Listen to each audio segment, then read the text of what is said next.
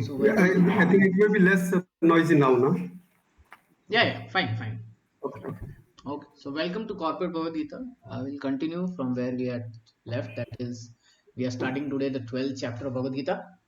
Yeah. So there are prayers on the screen. You can repeat with me. Om Ajnanatimirandasya Jnananjanashalakaya Chakshurunmilitam Yena Tasmai Shri Gurave Namaha. Shri Chaitanya Manobhishtam Sthapitam Yena Bhutale Swayam Rupa Kada Mahyam Dadati Swapadam.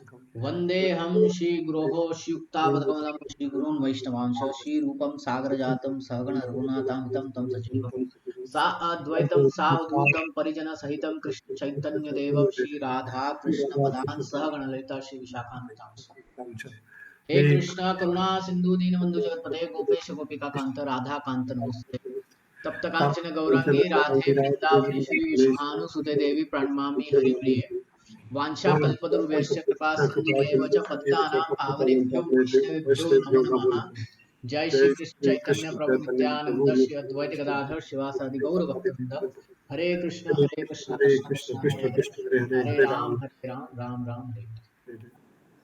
Okay. So as we completed 11th chapter, which was the Virat Rupa of Krishna, in the end of the 11th chapter, Krishna says something which becomes the topic of 12th.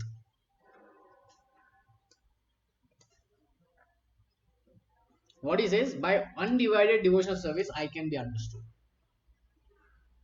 Then he says, in pure devotional service, engage in pure devotional service, bhakti, free from contamination of fruitive activities and mental speculation, jnana and karma phala, or let's say karma kanda. And this jnana is for merging into the Brahman. He who works for me, we should work for Krishna, make him the supreme goal of our life, and be friendly to all living entity, distribute Krishna consciousness, be friendly to everyone. Such a person certainly comes to me. Now, what is this bhakti all about? That is one question. Second thing is, there are some who are on the Gyan mark and they want to merge into Brahman. Okay, they are also called as transcendentalist. Transcendentalist means they are also called yogis only. So, what is the difference between bhakti yogi and these kind of yogis? So, that's a doubt that Arjuna has.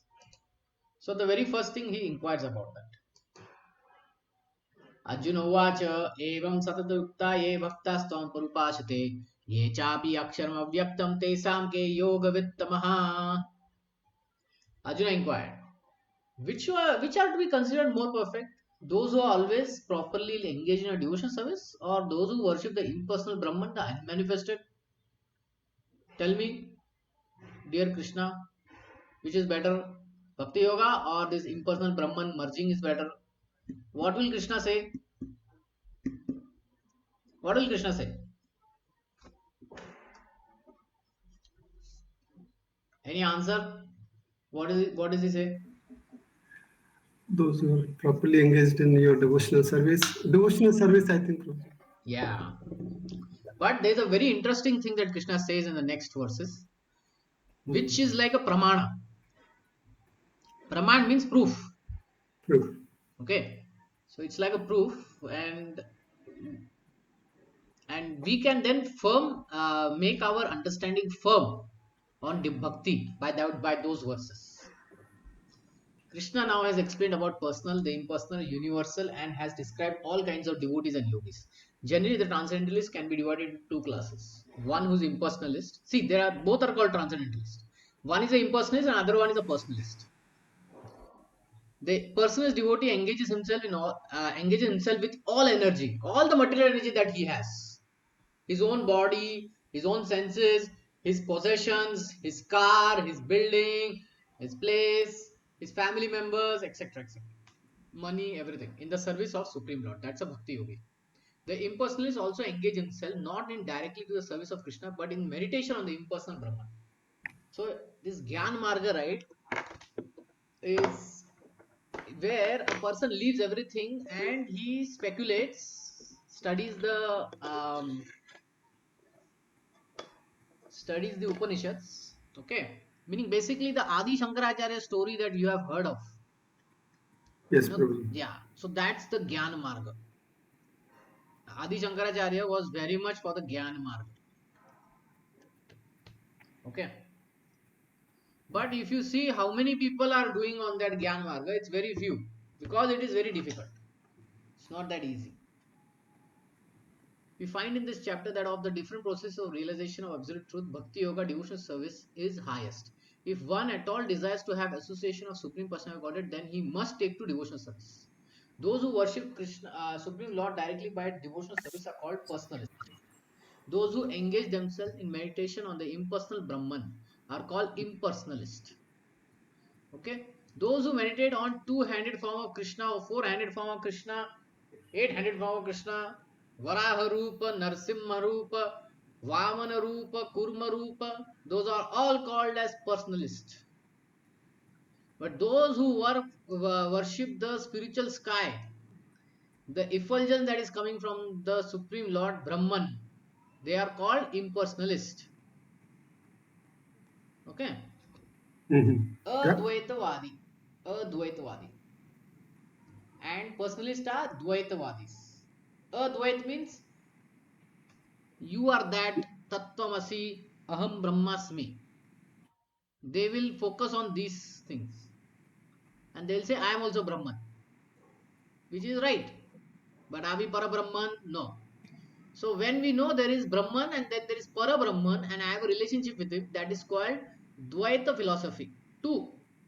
Dvaita means two, Advaita means not two, one. So ours is a Dvaita philosophy. Hmm?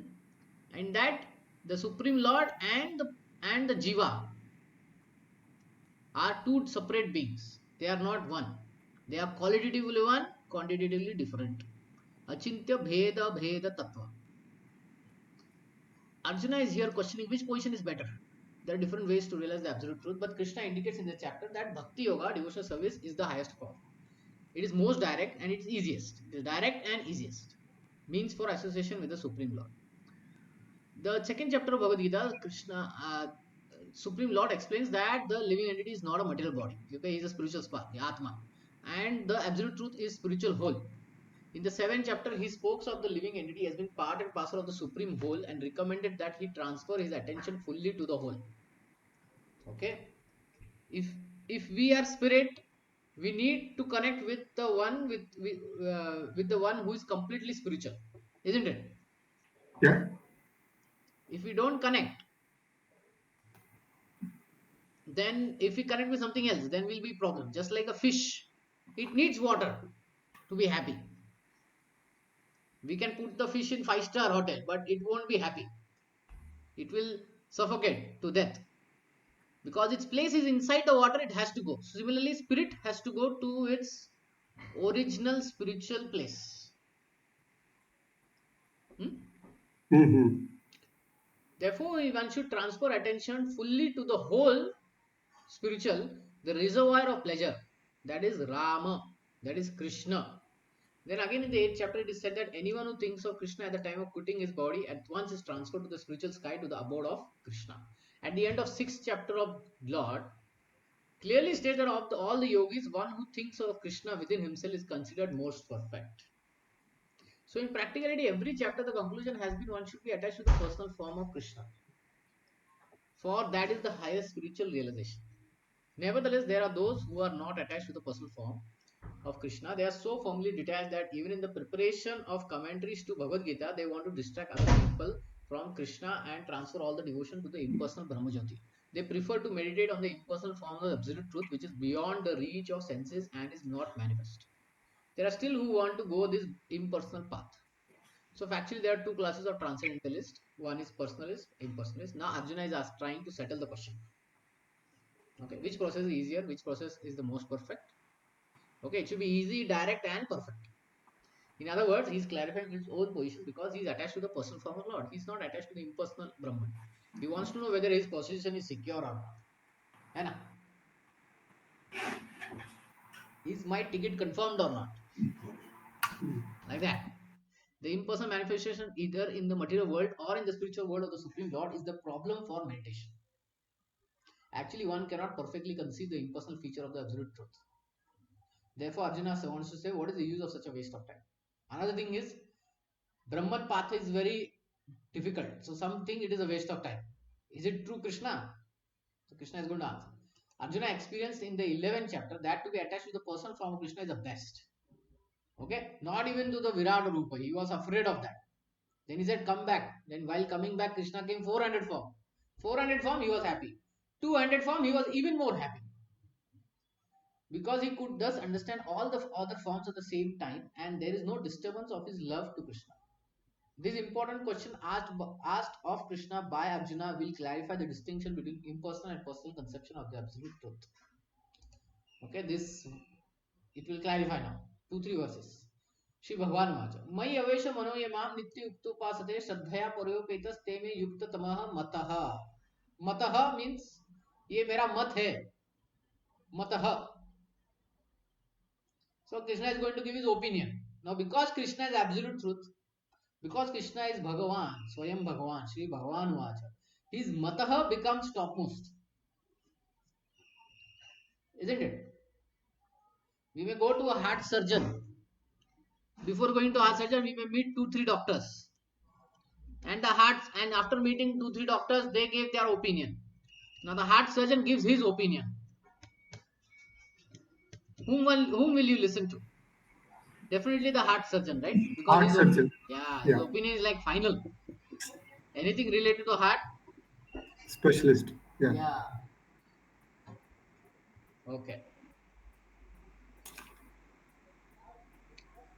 The Supreme Personal Godhead said, "Those who fix their mind on my personal form and are always engaged in worshipping me with great transcendental faith are considered to be the most perfect.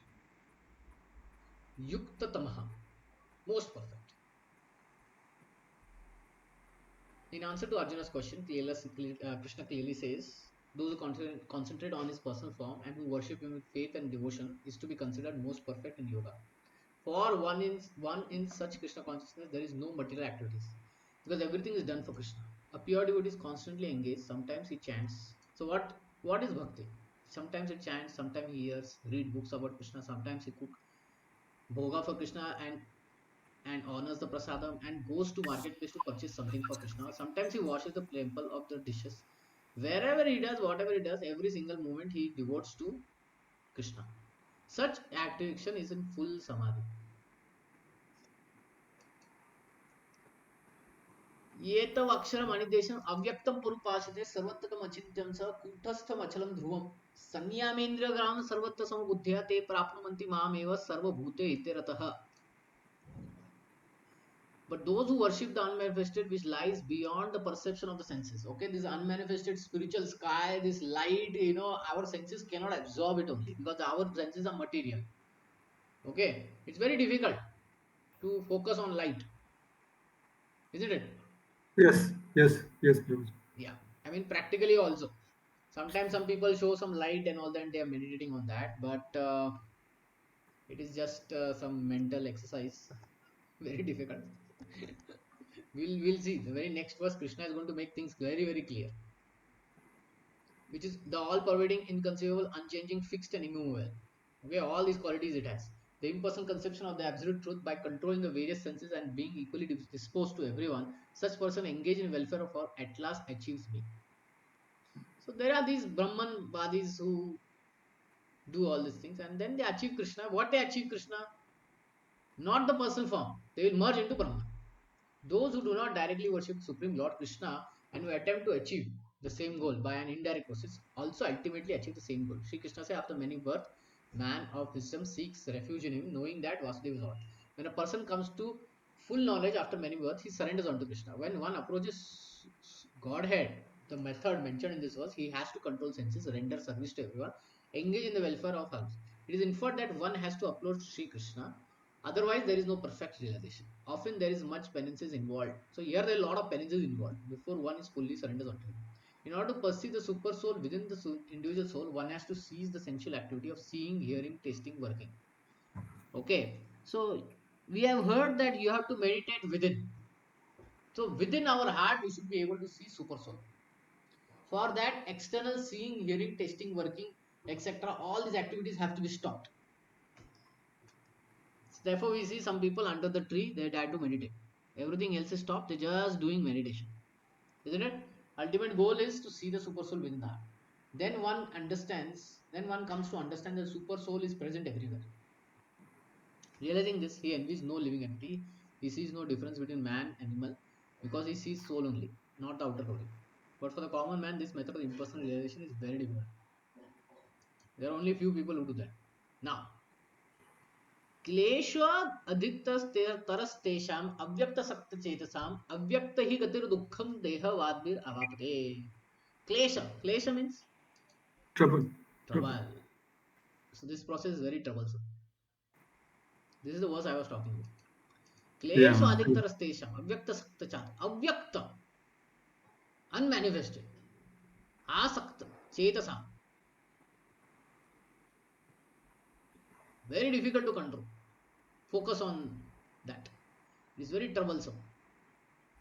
For whose minds, for those whose minds are attached to unmanifested, impersonal feature of the Supreme, advancement is very troublesome. To make progress in that discipline is always difficult for those who are embodied. Very clearly says this path is very troublesome. Now, who is telling this? Arjuna or Krishna? This is still, I think, Krishna's, sorry, Krishna is Arjuna's telling. questions. No. Yeah, Krishna is telling. Uh, Krishna's. Sorry. Krishna started speaking, no?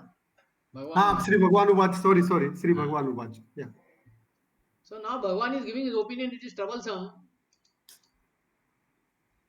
So why to take this? Right?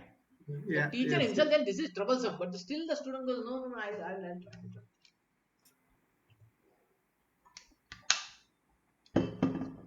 So better listen to the teacher. For those whose minds are attached to the unmanifested, impersonal feature of the Supreme, advancement is very troublesome. To make progress in that discipline is always difficult for those who are embodied.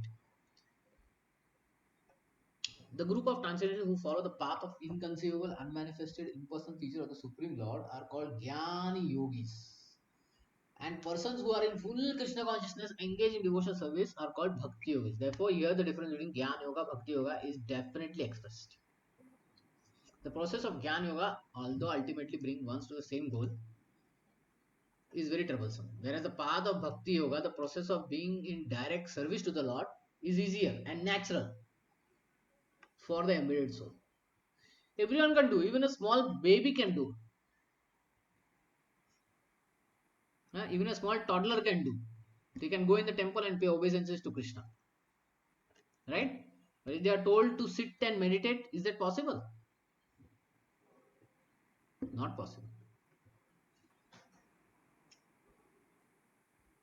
The individual soul is embodied from time immemorial. It is very difficult for him to simply theoretically understand that he is not the body. Therefore, the Bhakti Yoga accepts the deity of Krishna as worshipable because there is some bodily conception fixed in the mind, whereas that which can thus be applied.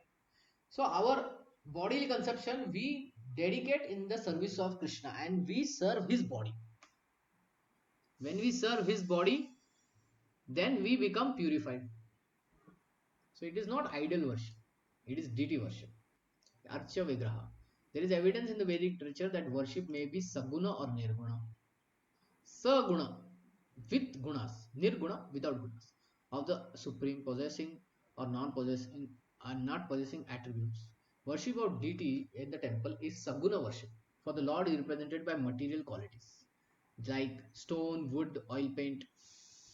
There are others also in the mind, and these are material, but once we do the yajna and all that pran pratishthan, then they all become spiritual. This is the absolute nature of the Supreme Lord. A crude example may be given. We may find many mailbox on the street. If you post our letter in those mailbox, they will naturally go to the destination without difficulty. So there is post box, right?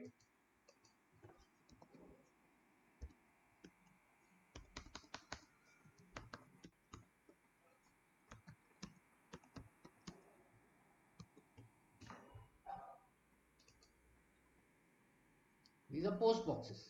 If you put anything in, if you put a letter in this side, it will definitely go, isn't it?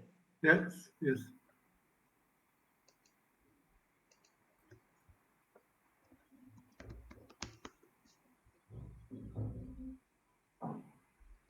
Let's see, false post box comes or not.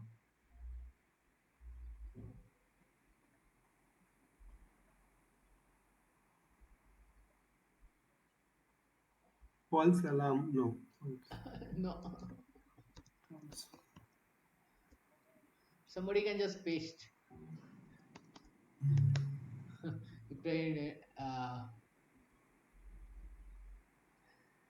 Anyway, I was just thinking. Okay. Okay. So there are many boxes on the road. Even if they are painted red, it doesn't mean that it is a letterbox, right? Yes. Yes. Yeah. So if you post our letter in these boxes, they'll naturally go to the destination without difficulty. But an old box or an imitation, which may find something somewhere, which which is not authorized by a post office, will not do the work. Similarly, God has an authorized representation in the DD form. It's called Archivigraha. This Archivigraha is an incarnation of the Supreme Lord. God will accept service through that form. The Lord is omnipotent, all powerful. Therefore, by his incarnation as Archivigraha, he can accept the services of the Lord. So, in an Archivigraha form, he accepts services just to make it convenient for the man in conditional life. Now, if a bhakti yogi becomes a pure devotee, does he have to give the deity worship up? Does he have to give up deity worship, Archa Vigraha worship? No, Prabhuji. You can continue. Yes, Yeah. he doesn't have to give up. Therefore, you find many saints and sadhus, they were able to talk with the deity. They have reached the highest state and now they are able to talk with the deity. Our state is that we are just serving deities. We are serving the deity. But in their case, they are serving and they are talking and hearing with the deity. So even in advanced stage, one need not give up Archa Vigraha. In the Shankaracharya line, they give up. Okay. But in the Bhakti Yoga line, we don't do that. So for a devotee, there is no difficulty in approaching Supreme immediately and directly. But for those who are following the impersonal ways to spiritual realization, the path is difficult. They have to understand the unmanifested representation of the Supreme through such Vedic literatures as the Upanishads, and they have to learn the language, understand the non-perceptual feeling, realize all these processes. This is not very easy for a common man. To read one book is so difficult for a common man. What to speak of reading so many Upanishads? 108 Upanishads are there, right? Yeah, and then understanding correct meaning also. Yeah, बहुत पढ़ने को time नहीं है. Hmm. So this path is not for a common man. Okay? See, something which is not for common man is not cheap. We should not consider, array it's cheap. No.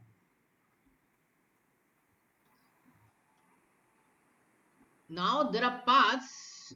Let's say one has to reach another village or city. It goes through the mountain. Okay. Hmm. One can climb the mountain and go trekking. True. Or you take the road which goes around the mountain. Okay. Hmm. Which is easy. Yeah, possibly. Yeah. The road is easy. Road is easy. Does that mean it is cheaper? Does that No. mean it is cheap? No. No, no, no, it is Yeah, not this cheap. is what it means. Okay. Hmm. Something that is easy is not cheap. Hmm. Cheap means it's not a low value thing. It is convenient. Also, the guarantee of success is high. If you climb the mountain, what is the guarantee that you will come back? You may fall down somewhere, you may come back, you may land somewhere else, right? Yeah. So that is what it means. That it's not cheap, but it is easy, Hmm. convenient. And some people think, oh, this bhakti is for, you know, common Yeah. people. Common people, they'll say like that. Common people means it is convenient. It is easy. Sure shot guarantee. It is without risk. Without risk. Yeah. So this is not very easy for common man to realize on the Brahman. A person in Krishna consciousness engages in devotional service simply by guidance of the bona fide spiritual master, simply by offering regulative obeisances onto the deity, simply by hearing the glories of the Lord. So this is all he does as a bhakti yoga, and simply by eating the remnants of foodstuffs offered to the Lord, which is called prasad. Yes, sir. And realizes the Supreme Lord very easily. There is no doubt that the impersonators are unnecessarily taking a troublesome path with the risk of not realizing the absolute truth. See, there's a risk, na? Ultimately, they realize or not. But here, by the deity, we realize this is the absolute truth. But the personality, without any risk, trouble, or difficulties, approaches the Supreme Personality directly. A similar passage appears in Srimad Bhagavatam. It is stated there that if one ultimately has to surrender unto the Supreme Personality of Godhead, this surrendering process is called bhakti. But instead of taking the trouble to understand what is Brahman and what is not Brahman and spend his whole life in this, the result is simply troublesome. Therefore, it is advised here that one should not take up this troublesome path because the uncertainty is there in the ultimate result. So, better you take the road now. Certainly, you will reach just beyond the road. Got it? Yes, yes. Yeah, pretty straightforward. This chapter is very amazing and it's very, very straightforward. Bhakti Yoga. Small chapter, but potent chapter. I'll tell you one story. Mm-hmm. It's kind of a Lok Katha or some other Ramayana. When Vibhishan was there in Ayodhya and all that, he was there with his few ministers. And his ministers, he told, you go back to Lanka, I'll come after some time. Mm. But his ministers told that the bridge is already destroyed, how we'll cross? So he said, okay, okay. He took a paper, wrote something on it, and he gave it to this minister. He said, just keep it with you, and you will be able to cross the ocean. So they started off, and they were thinking, what is written in this paper? What is written? They reached Mm. the ocean, and then they opened it. Mm. They found it was written Rama, Mm. and they started laughing. Ha ha ha ha. Mm. And the sea, which had parted for them to walk, suddenly gave up. And they Ah, were drowned. So easy process is not that like it is cheap. Okay,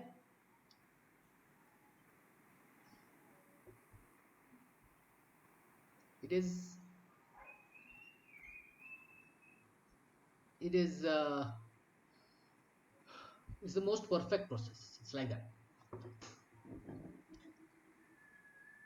Like we elect the politicians. yeah. Easy process, na? Just go stamp it. Mm. But he who doesn't understand democracy, what will he understand? What is the power of this one vote? Correct, correct. Yeah, like that. It is easy, but it is very powerful. Powerful. Hmm.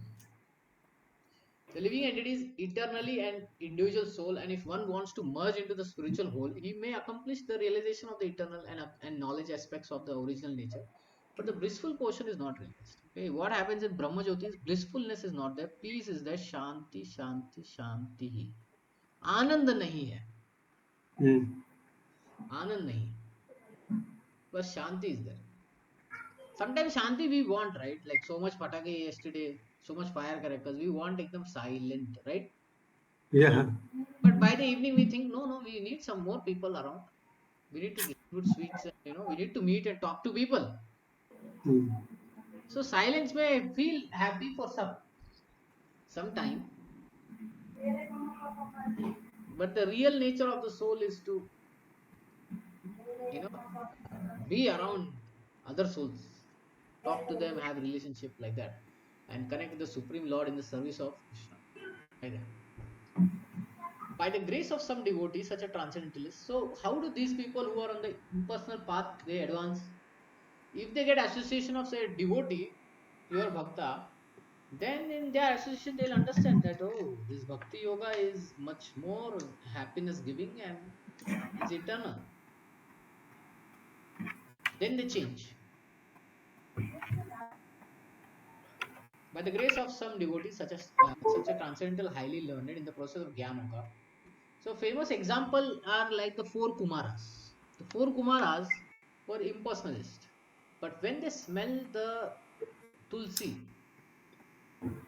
they became very devotionally surcharged and they became devotees of Lord. Next is Sukhdev Goswami, who spoke Bhagavatam. He was impersonalist before.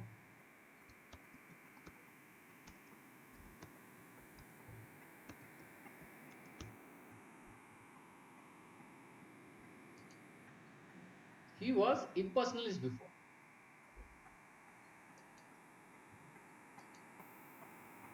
Okay. He was impersonalist before, but he came in contact with the devotee. Some say it is Shiva, and Shiva was speaking Bhagavatam, so he became devotee attracted. He took birth as the son of Vyasadev. Vyasadev again taught him the Bhagavatam. After 16 years, he came out. So these are the examples. When they get in association with the devotee, they advance. By the grace of some devotees, such a transcender is highly learned in the process of Jnana Yoga, may come to the point of Bhakti Yoga or devotional service. At that time, long practice in impersonal also becomes a source of trouble. Because he has done all these things, now it becomes very difficult for him to leave, even though he may get devotional service. That time also he is struggling. If there is some past conditioning, right, it is very difficult to leave.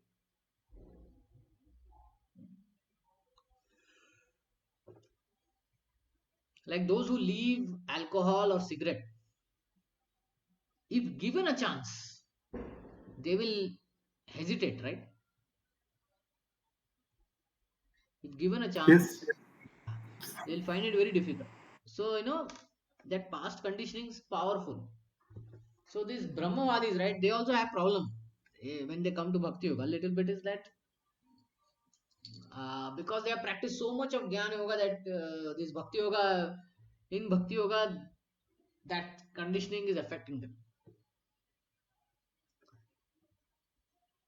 That impersonal thing is still there in his mind. Therefore, an embodied soul is always in difficulty with the unmanifested, both at the time of practice and at the time of realization. Every living soul is partially independent. One should know for certain that this unmanifested realization is against the nature of his spiritual, blissful self.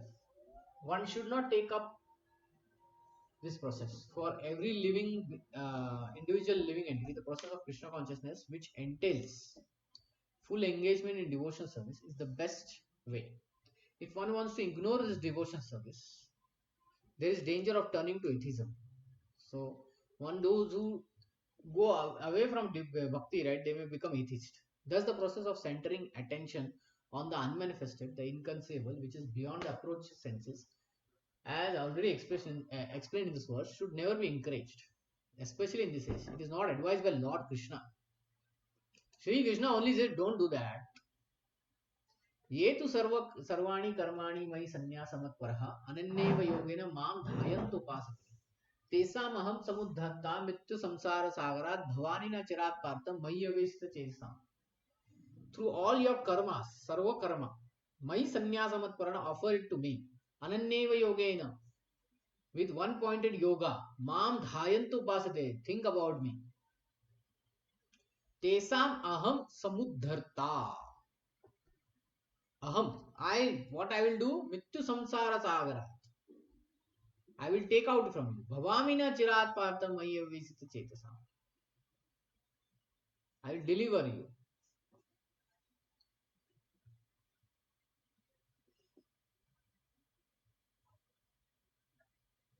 Quickly. I will deliver you quickly. But those who worship me, giving up all the activities onto me and devoted to me without deviation, engage in devotional service and always meditating upon me, having fixed their minds upon me, O son of Pritha, for them I am the swift deliverer from the ocean of birth and death. So Krishna is saying, those who do bhakti yoga, I swiftly deliver, not slowly, swiftly. This is encouraging, right? इधर जल्दी काम Yes. हो जाएगा अपना. Moksha will be faster there.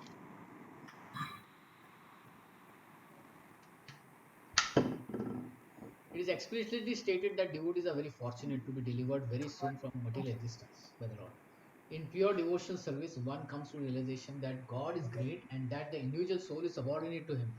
His duty is to render service to the Lord. And if one does not, then he will render service to Maya.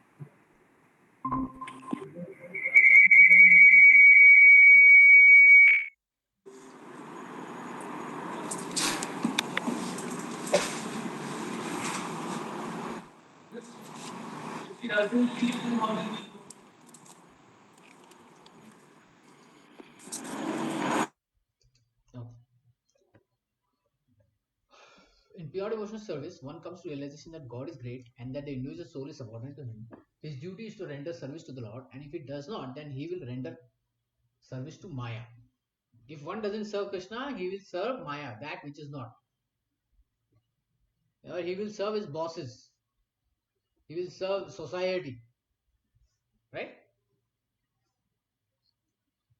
But when one gives service to Krishna and then he serves others, then he is not in Maya. As stated before, the Supreme Lord can be appreciated only by devotional service. Therefore, one should be fully devoted.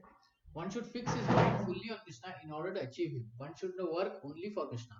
It does not matter in what kind of work one engages, but that work should be done only for Krishna. This is the standard of devotional service. The devotee does not desire any achievements other than pleasing the Supreme Personality of Godhead. His life mission is to please Krishna, and he can sacrifice everything for Krishna's satisfaction, just as Arjuna did in the battle of Kurukshetra. The process is very simple. One can devote himself in his occupation. Okay, whatever occupation we should give. Engage at the same time in chanting Hare Krishna, Krishna Krishna, Hare Hare. Hare Rama, Rama Rama, Hare Hare. Such transcendental chanting attracts the devotee to the Supreme Person of God.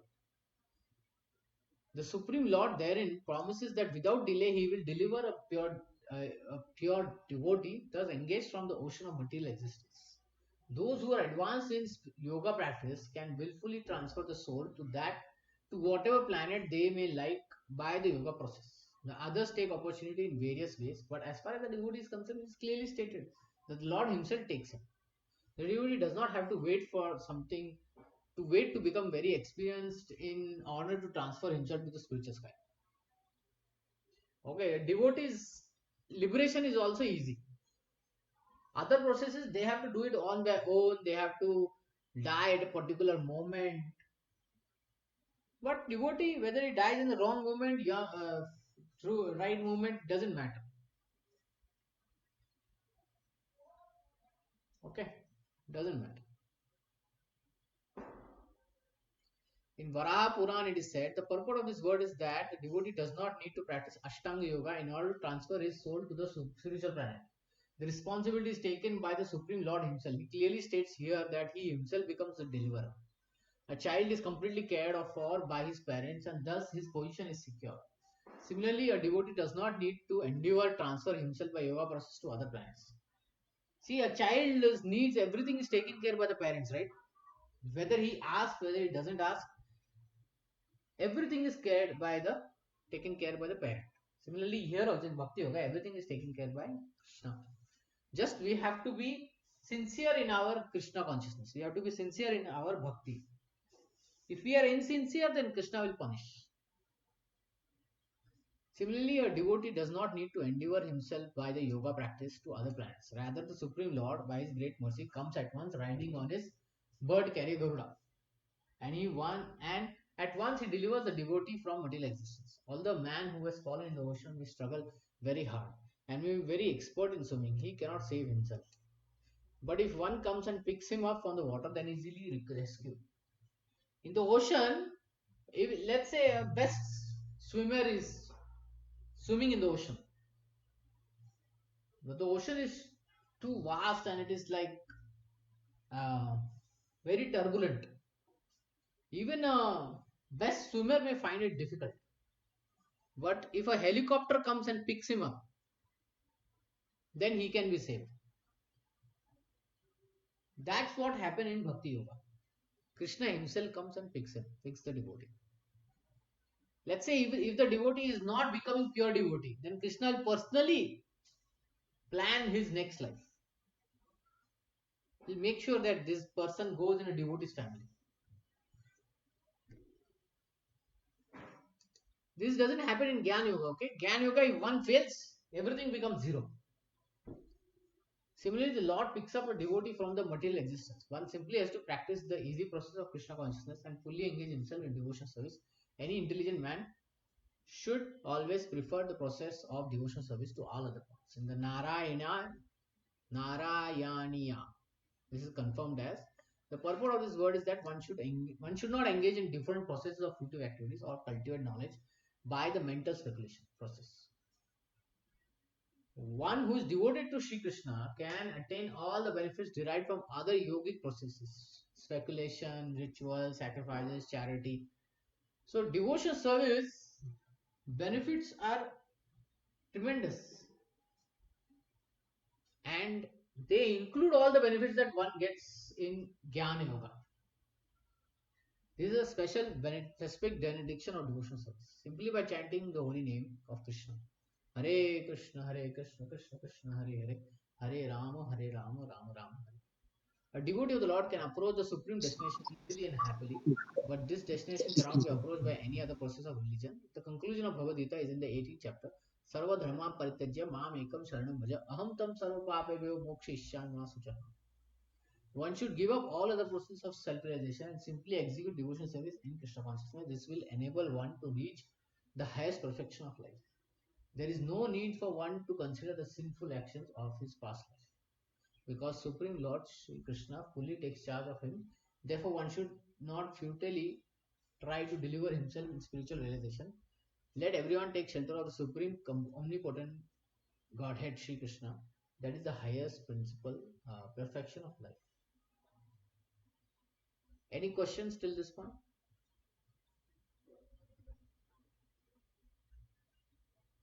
So far, okay, Prabhuji. Okay. It's a high level, but I think when we read more, maybe we can understand. So if you have any doubt, you can say ask. We'll ask something. Okay. मयि एव मन आदस्त्वा मयि बुद्धि निवेशय निवेशस्ति मयि एव अथो उदं न संशय. Nivashassi, invest. Nivesh, you must have heard this Nivesh. It's coming from here, Nivesh. It's investment here. Yeah. Maya eva mana adastva. Mana. Our mind should be focused on Krishna. Mai buddhim niveshaya. Mind and intelligence. Nivesh. Nivashassi mayeva. Put all your investment in me. Atho urdam na samshaya. Don't be doubtful. You will live with me. Atho urdham na samshaya. Just fix your mind upon me, the Supreme Personality of Godhead, and engage all your intelligence in me. Thus, you will live in me always without a doubt. So, if you want to go back to Krishna, we should simply think about it. All our intelligence, minds, everything in service to Sri Krishna. Then Krishna will say, okay, he wants me to be with me, so I will take him back. Just fix your mind upon me, the Supreme Personality of Godhead, and engage all your intelligence in me. Thus, you will live in me always without a doubt. One who is engaged in Lord Sri Krishna's devotional service lives in a direct relationship with the Supreme. So there is no doubt that his position is transcendental from the very beginning. A devotee does not live on the material plane, he lives in Krishna. The holy name of Lord and the Lord are not different. Therefore, when the devotee chants Hare Krishna, Krishna and internal potency are dancing on the tongue of the Lord. So when we chant Hare Krishna, Krishna and his internal potency both are dancing on the tongue. When he offers Krishna food, Krishna directly accepts these eatables, and the devotee becomes Krishna's by eating the remnants. If we eat a remnant of a deceased person, what will happen? If we eat from a plate of a deceased person, what will happen? There is a high probability of getting that disease. No? It may be contagious disease. Yeah, we can get Now, disease, if we eat contagious. what Krishna has left, we will get Krishnaized. Yeah. One who does not engage in self-service cannot understand how this is so. Only by becoming devotee we understand how prasadam has changed our life. A devotee is so attached to prasadam that even if a five-star hotel is there, he will still go for the khichdi, which will be freely distributed on the street. One who does not engage in such service can understand how this is so, although this is a process recommended in Bhagavad Gita and other Vedic literatures. We're going a little fast, Yeah. but this chapter is like that, pretty straightforward. 12, 13, 14, 15, 16, 17. These are all small chapters and very, very interesting chapters. High level. Yeah. Huh? High level. Little higher. What did you say? Intensity is little higher. Yeah. Intensity. Yeah. Understanding level. No, I think the clarity is very much. Okay. Yeah. Maybe. Okay. If you have any questions, we can stop. No problem. अथ चित्तम समाधातुम न साक्षुषि मयि स्थिरम अभ्यास योगेन तत्व माम इच्छा पुदिन Dhananjay. Now, in the first thing you said, you fix your mind, everything. Now, fixing your mind 24 hours a day on Krishna, it's not possible for common people, okay? The Nitya Siddhas like Arjuna, Garuda, Narad Muni, Prahlad Maharaj, they can do 24 hours a day, they can just think about Krishna. It is said that when Arjuna was sleeping, he would still chant Krishna, Krishna, Krishna, Krishna, like that. Is it possible for any common man? No. No. So here Krishna says, I know it is not possible. So you do abhyas. Abhyas yogena tatho and then develop a desire to achieve me. Mam ichha. Ichha is desire. Desire for me, O Dhananjaya. One who collects dhan. So doing abhyas, collect this dhan of desire, of achieving Krishna. So that's why he used the word Dhananjaya. He didn't use Arjuna. He used Dhananjaya. So dhan is what here? Which dhan, which treasure that he's talking about? Abhyasa yogena. This dhan is the desire to achieve Krishna. Okay? How it will be achieved? Abhyasa yogena. By practice. My dear Arjuna, O winner of wealth, if you cannot fix your mind upon me without deviation, then follow the regulative principles of Bhakti Yoga. In this way, develop a desire to attain me. Bring that desire. That's enough. In this verse, the two processes of Bhakti Yoga are indicated. The first one applies that who is actually developed an attachment for Krishna, the Supreme Person of Godhead, but transcendental love, and other is one who has not developed an attachment for the Supreme by transcendental love. For this second class, there are different prescribed rules and regulations one has to follow to be ultimately elevated to the stage of attachment to Krishna. Bhakti Yoga is a purification of senses. At the present moment, the material existence as the senses are always impure, being engaged in sense gratification. But the process of Bhakti Yoga, these senses can become purified. In the purified state, they can come directly in contact with the Supreme Lord. In the material existence, I may be engaged in some service to some master, but I don't know really loving. I don't really lovingly serve my master. I simply secured to get some money, and the master is also not in love with me. He takes service from me and pays me. So there is no question of love. But for the spiritual life, one must be elevated to the pure stage of love. That stage of love can be achieved by practice of devotional service performed with the present senses.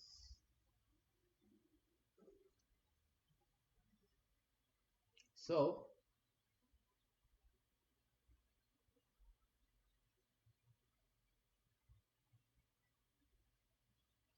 we may be serving our masters in company or somewhere, government and all that. Do we love them?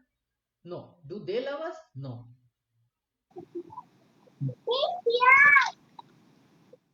So, love is not there in that relationship. But in spiritual life, this love is there. We are lovingly doing it for Krishna. Just like, the baby, when the baby is born, the mother and father, they lovingly do everything for the baby. Cleaning, taking bath, brushing. The baby is not doing anything, right? All that they do is the children, the parents are only doing it. Isn't it? So there is so much of love. Otherwise, no one will be able to do it, right? So this is the thing here. In devotional service, also same thing. We do it for loving Krishna. But for spiritual life, one will be elevated to a pure stage of love. That stage of love can be achieved by practice of devotional service performed in various present senses. How do we achieve it? We perform the process of devotional service with our senses. Any question till this point? It's okay. Okay, Prabhu. It's okay. This love of God is now in a dormant state in everyone's heart, and there, love of God is manifested in different ways, but it is contaminated by material association.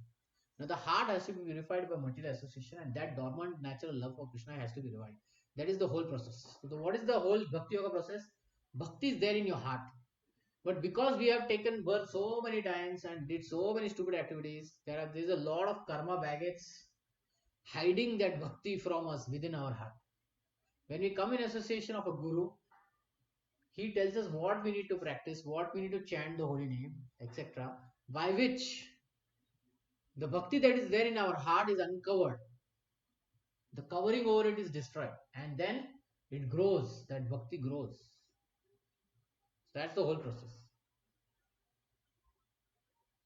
To practice regularity principle bhakti yoga, one should, under the expert guidance of expert spiritual master, following certain principles. We should follow all this. We should rise early in the morning, take bath, enter the temple, offer prayers, chant Hare Krishna, then collect flowers to offer the deities, cook foodstuffs to offer to Krishna, that is deity, take prasadam, and so on. There are various rules and regulations which one should follow. So when we do abhyasa, sadhana bhakti, then we have to follow all the rules and regulations that are mentioned here.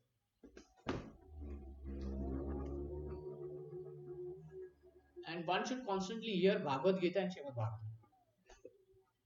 So hearing is very important. Shravanam Kirtanam Vishnu. This practice can help anyone rise to the level of God of love, and he is thus sure of his progress in the spiritual kingdom of God. This practice of Bhakti Yoga under the rules and regulations with the direction of Supreme Lord Master will surely bring one to the stage of love of God.